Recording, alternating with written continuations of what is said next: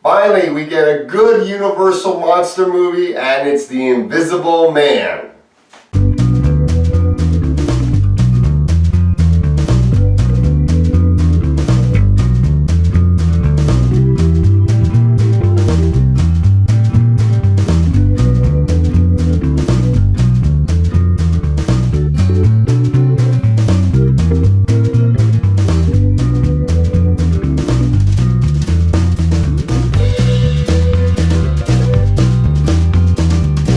Now, there's been more to The Invisible Man than just the original 1933 movie that Universal Studios did. In the 1980s, Chevy Chase did the movie Memoirs of the Invisible Man with Daryl Hannah.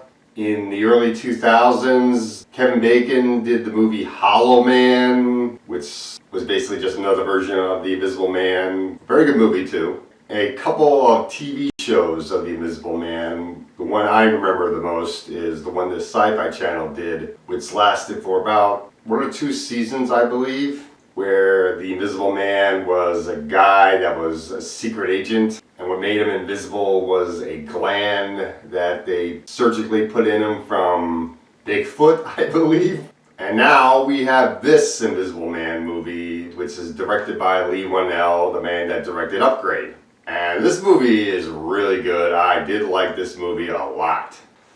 So Cecilia gets her sister, Emily, played by Harriet Dreyer, to get her away from her boyfriend, Adrian Griffin. And Cecilia ends up living with her best friend, who is a cop named James, played by Aldous Hodge from Agents of S.H.I.E.L.D. He has a daughter named Sydney, played by Storm Reed from Wrinkle in Time. And Cecilia finds out that her boyfriend has killed himself, supposedly killed himself, from Adrian's brother Tom, who is a lawyer and is handling the estate. He's told her that the body has been cremated, and Ian shows her the pictures to prove that the guy is dead. Makes her feel at ease. Maybe she has some freedom now from the guy. But then later on, she feels like she's being watched and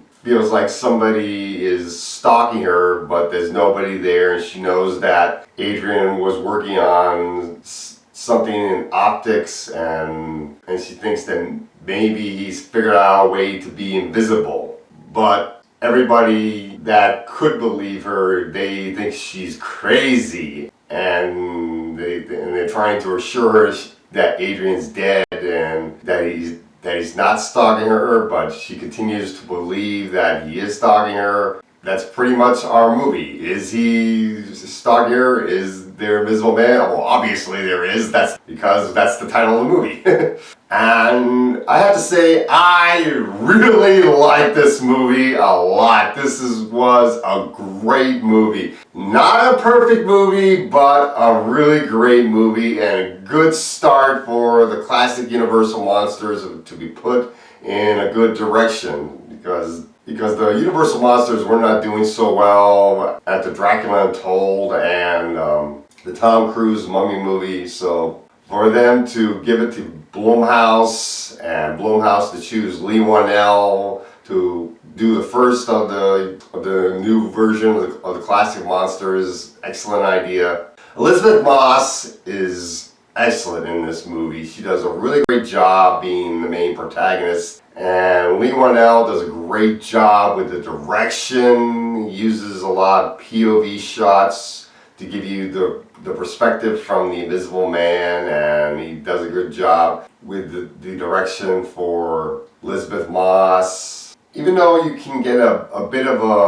a female empowerment from this movie, the characters are really done well and they're very well developed. And I really did like how Cecilia's sister Emily was done, and I did like Cecilia's best friend, who's a cop in the movie, and Storm Reed's character Sydney was really good in the movie. I did like the brother. I liked how his character was done. The scenes with the Invisible Man, when you do get to see what he looks like, are done very well, and the way that they make him invisible is really good. I don't want to spoil that, but it's really, really good. And definitely one suggestion is to not watch the trailer, because the trailer gives away a little bit too much. So the best way to go into this movie is to go in pretty blind and not watch the trailer, because even though the trailer doesn't give away the whole movie, I think it gives away a little bit too much. But